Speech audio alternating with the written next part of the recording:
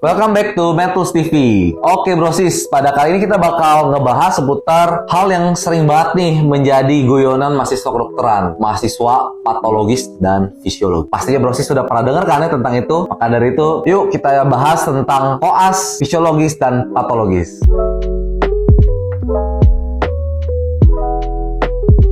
Nah, bagi brosis yang udah selamat selesain preklinik, selesain skripsi, sekarang lagi fokus masuk koas, pastinya antara seneng, deg-degan, takut, karena katanya dunia koas ini pertama kali ya kita masuk ke dunia di rumah sakit ya. Ya betul, pastinya di koas tuh kita tantangannya semakin besar ya brosis, karena kita di sini udah bukan belajar teori lagi, tetapi bakal fokus ke praktek, dimana kita bakal dibimbing sama konsulen sesuai dengan stasenya.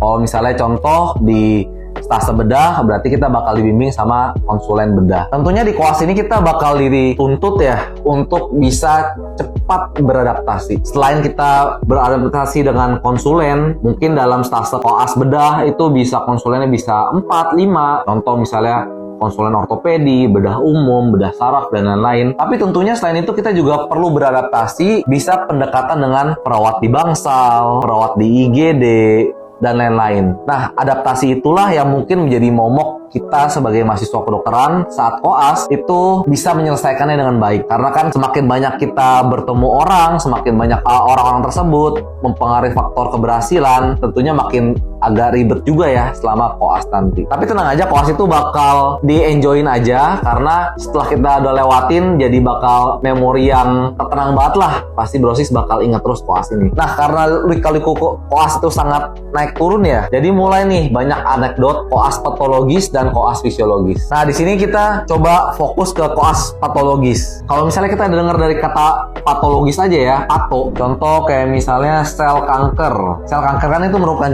jaringan patologis. Jadi itu bisa diasumsikan misal kita koas itu berkelompok, ada satu koas yang berbeda sendiri dengan koas-koas yang lain gitu. Nah, sebenarnya definisi koas pato, definisinya banyak orang yang berasumsi koas pato tuh orang-orang yang rajin banget belajar, menunjukkan kepintarannya ke konsulen, ataupun misalnya yang rajin banget visit gitu. Tapi sebenarnya itu relatif ya. Kita dari definisi aja, koas pato itu ada satu orang yang dia berbeda dengan kelompoknya dia. Coba kalau misalnya teman-teman berpikir ya, ada satu orang yang males tapi kelompoknya tuh rajin semua. Nah, yang males ini bisa disebut patologis, bener gak? Tapi kalau misalnya kita balik lagi, ada satu orang rajin tapi yang lain itu males gitu. Akhirnya yang rajin itu yang jadi patologis, bener gak? Nah, jadi sebenarnya koas patologis itu relatif, tergantung kelompoknya. Apakah si orang tersebut berbeda dengan orang-orang yang ada di kelompoknya tersebut. Tapi secara general, di dalam koas itu, kita dituntut untuk menjadi tim. Kita nggak bisa berdiri sendiri gitu di koas. Jadi, saat kita dibilang sukses, itu jika kelompok kita sukses, lulus bareng-bareng semua, nyelesain tugas bareng-bareng, dan juga mendapatkan pengalaman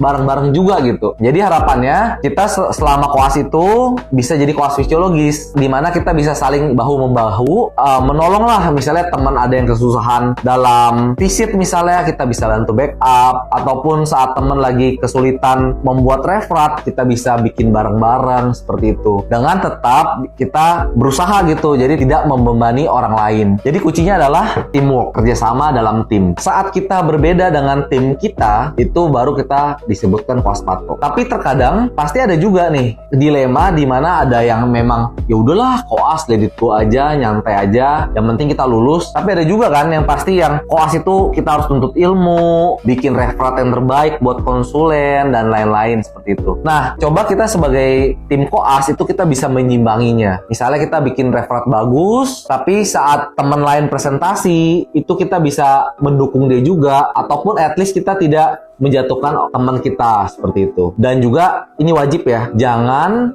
menggosipi teman koas kita ke konsulen ataupun ke perawat bangsal atau IGD. Karena terkadang gosip kita satu aja, kayak cuman iseng doang, itu bisa menyebar mungkin dari perawat bisa ke konsulen. Nah, itu bisa mempengaruhi nilai temennya kita gitu. Nah, disitulah kita bisa disebut koas pato, di mana kita bukan sebagai tim tapi menjatuhkan teman kita. Gitu. Jadi overall seperti itu. Semoga Brosis bisa jadi koas fisiologis terus selama koas dari stase pertama sampai stase akhir. Karena pada endingnya saat kita udah menjadi dokter, nomor satu tuh temen. Karena temen itu bakal menjadi relasi kita. Siapa tahu nanti pas kita jadi dokter, temen koas kita yang memberikan job pada kita. Gitu. Jangan karena kita mengejar nilai, kita saling menjatuhkan. Karena bagaimanapun saat kita lulus nanti, kita bakal sumpah dokter dan kita akan menganggap seluruh teman sejawat kita sebagai saudara kandung. Oke, sekian Brosis review koas pato dan fisiologis. Jadi kesimpulannya adalah koas pato dan fisiologis itu relatif tergantung orang tersebut dan kelompoknya seperti apa. Jadilah koas fisiologis dan tentunya jangan lupa teman-teman kalian selama koas enjoy saat kalian koas. Kalau misalnya yang Brosis belum subscribe channel Med Tools, jangan lupa subscribe dan nyalakan tombol lonceng supaya terus update tentang dunia kedokteran dan alat kedokteran tentunya. Oke, sampai sini Medi undur diri. Sampai ketemu di video berikutnya Brosis. Prepare Doctor.